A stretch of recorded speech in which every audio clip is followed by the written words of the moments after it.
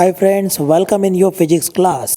In today's topic, we will discuss degree of freedom, specific capacities, mass relations, and everything that relates with degree of freedom.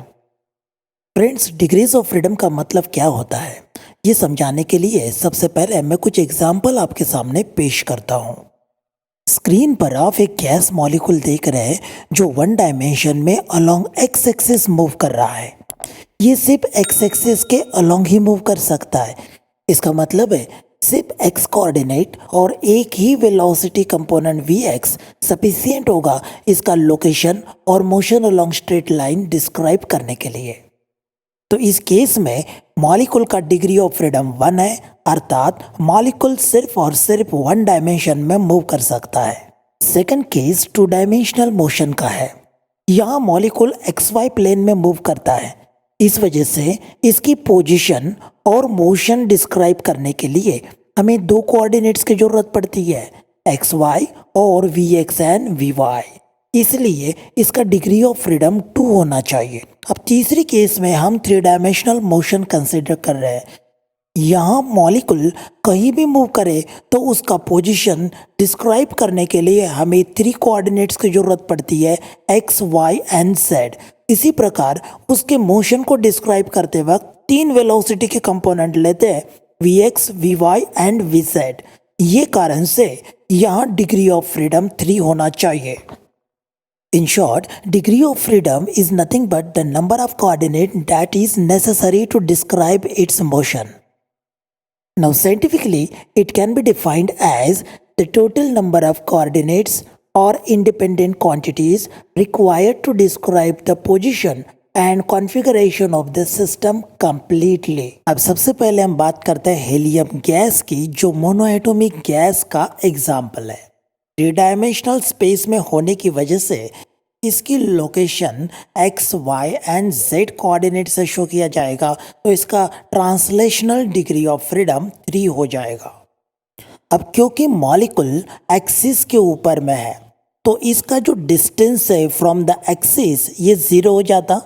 इस वजह से इसका moment of inertia about any axis would be 0।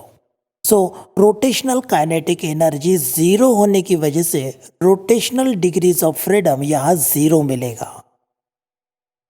अंत में बात करते हैं vibratory motion की। वाइब्रेटरी मोशन की रिक्वायरमेंट है रिस्टोरिंग फोर्स, जो तभी मिल सकता है जब और एक एटम इसके साथ में हो। क्योंकि ये मोनोएटॉमिक है तो इसे रिस्टोरिंग फोर्स देने वाला कोई एटम इसके पास नहीं है, इसीलिए वाइब्रेशनल मोशन की डिग्रीज ऑफ फ्रीडम भी 0 रहेगा। तो दोस्तों, मोनोएटॉमिक गैस का डिग्री ऑफ फ्रीडम 3 रहेगा और उसकी काइनेटिक एनर्जी प्योरली ट्रांसलेशनल होगी, which is equal to 3/2 kBT। अब second example diatomic gas molecule का लेते हैं, जैसे कि ऑक्सीजन, नाइट्रोजन या कार्बन मोनोऑक्साइड। स्क्रीन पर आप एक डायटोमिक मॉलिक्यूल देख रहे हैं जो एक्स एक्सिस पे प्रेजेंट है। पिछली एग्जाम्पल की तरह यह भी 3 डायमेंशनल स्पेस में होने की वजह से इसका ट्रांसलेशनल डिग्रीज ऑफ फ्रीडम 3 होना चाहिए। अब बात करते हैं रोटेशनल मोशन की। अबाउट एक्स एक्सिस अगर रोटेशनल मोशन कंसिडर करें तो इसका मोमेंट ऑफ इनर्शिया 0 रहेगा, क्योंकि perpendicular distance of molecule from the axis of rotation 0 है। इसलिए इसकी रोटेशनल काइनेटिक एनर्जी भी 0 रहने वाली है। अबाउट वाई एक्सिस इसका मोमेंट ऑफ इनर्शिया IY जो नॉन जीरो होगा, इसीलिए it contributes to rotational kinetic energy. Also, along Z axis, it rotates and having moment of inertia IZ, so it contributes to rotational kinetic energy. तो इस प्रकार से इसका rotational degree of freedom बनता है 2। अब डिग्रीज ऑफ फ्रीडम 5 हो गया यदि हम इसे रिजिड मॉलिक्यूल मानते हैं। पर असल में डायटोमिक मॉलिक्यूल्स कोवैलेंट बॉन्ड से जुड़े होते हैं, जिस कारण मॉलिक्यूल्स वाइब्रेट होते about their mean position along the internuclear axis. यहाँ वाइब्रेशन के लिए रिस्टोरिंग फोर्स उनके बीच का म्यूचुअल अट्रैक्शन प्रोवाइड करता है। तो वाइब्रेटरी मोशन में 2 प्रकार की एनर्जी होती है, kinetic energy as well as potential energy. तो यहाँ each quadratic term contribute to half K B T, तो टोटल वाइब्रेशनल एनर्जी हो गई के बी टी। तो वाइब्रेशनल डिग्रीज ऑफ फ्रीडम 2 हो गया। सो इस तरह से टोटल डिग्रीज ऑफ फ्रीडम यहाँ पर 7 हो जाएगा। So total kinetic energy of a diatomic molecule is 7/2 kBT। दोस्तों यहाँ तक आपने वीडियो देखा, इसका मतलब आप स्टूडियस है और ऐसे स्टूडेंट्स हमारे सब्सक्राइबर बने, ये हमारा सौभाग्य है। तो प्लीज़ आप सब्सक्राइब का बटन और बेल आइकॉन दबाइए और हमारे परिवार का हिस्सा बनिए। इससे आपकी जेब से कुछ नहीं जाएगा, मेरी जेब में कुछ नहीं आएगा, पर अच्छे लोग साथ में जरूर आएंगे। सोचिए 1 mole of ideal gas cylinder में ले ली, जिसे लाइट, फ्रिक्शनलेस और एयर टाइट पिस्टन से क्लोज्ड किया। P गैस का इनिशियल प्रेशर है, V इनिशियल वॉल्यूम है और T इनिशियल टेम्परेचर है। अगर गैस को हीट करें तो इसका टेम्परेचर राइज होगा। मान लीजिए टेम्परेचर dt से बढ़ा, पर इस प्रोसेस में हमने पिस्टन को मूव होने नहीं दिया, जिस वजह से गैस का वॉल्यूम कांस्टेंट रहा। अब जो हीट हमने सप्लाई की है वो dq है और इसकी वजह से गैस का इंटरनल एनर्जी de से बढ़ा, पर पिस्टन मूव न होने से एक्सटर्नल वर्क 0 हुआ। तो थर्मोडायनामिक्स लॉ के अनुसार heat supplied equal to increase in internal energy plus external work done. Symbolic representation is on your screen. External work done 0 होने की वजह से अब ये इक्वेशन इस फॉर्मेट में रिड्यूस हुआ।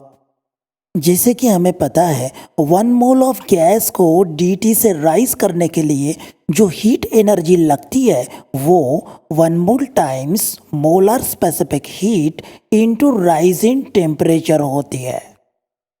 इसे इक्वेशन 1 कहते हैं। इस केस में हमने पिस्टन को मूव होने नहीं दिया और वॉल्यूम को कांस्टेंट रखा।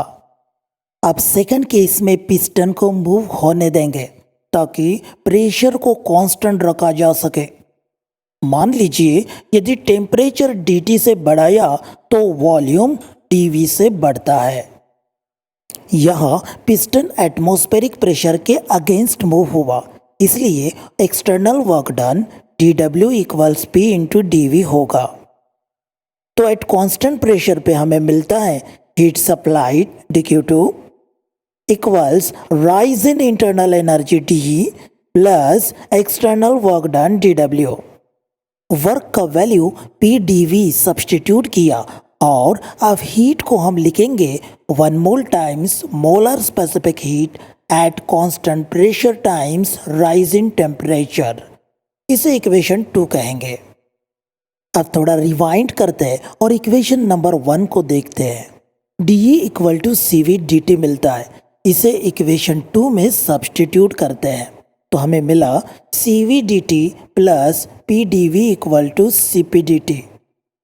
इक्वेशन को मॉडिफाई करते हैं।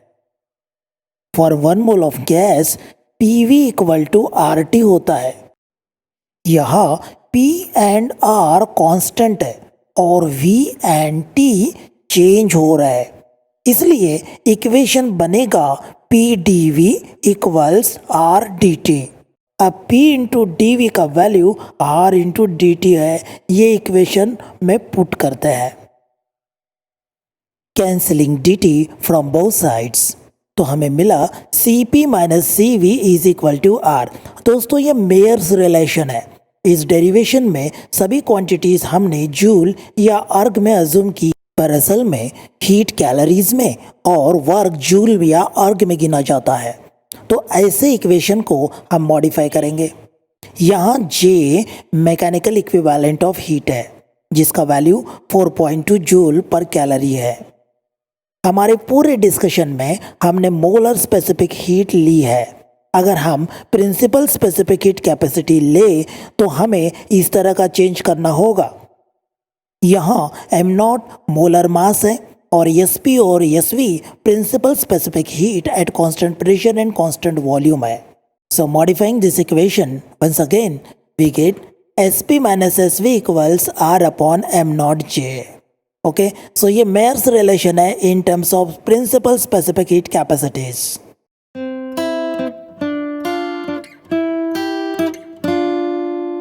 For monoatomic gases, total internal energy per mole is E equals 3/2 NA/kBT। इसके पहले जो हमने फॉर्मूला देखा था 3/2 kBT, वो एक सिंगल मॉलिक्यूल के लिए था। ये फॉर्मूला 1 मोल ऑफ गैस के लिए है, इसीलिए हमने इसको एवोगाड्रो नंबर से मल्टीप्लाई किया है। दोस्तों, in the proof of Mayer's relation we had use one equation CVDT equals DE। इस इक्वेशन का इस्तेमाल करके हम CV का वैल्यू निकाल लेंगे। ये डेरिवेटिव ऑफ इंटरनल एनर्जी है विद रिस्पेक्ट टू टेम्परेचर, तो यहाँ हम E का वैल्यू सब्सटीट्यूट करेंगे, उसका डेरिवेटिव निकालेंगे, तो हमें मिलता है 3/2 NA/kB। अब Na इंटू KB कुछ और नहीं बल्कि R है, जो यूनिवर्सल गैस कांस्टेंट है। अब CV का ये वैल्यू मेयर्स रिलेशन में सब्सटीट्यूट करते हैं, तो हमें मिलता है CP इक्वल्स 5/2 R।